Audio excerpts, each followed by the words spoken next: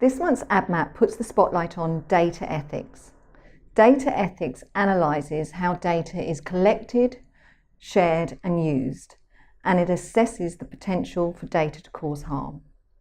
We have 16 contributions from thought leaders from across the globe who explore the multiple issues plaguing the digital marketing industry. They also offer advice on how to fix things.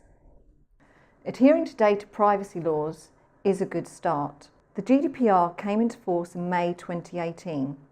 We look at the impact it has had on the industry 1 year on. We also explore the data privacy landscape in other markets, including the United States, China and India. The issue also looks at marketers' increasing use of powerful technology such as AI. As technology becomes more pervasive and indeed more invisible, the data ethics conversation will get louder. This is why it's vital for brands to put data ethics front and centre on the agenda.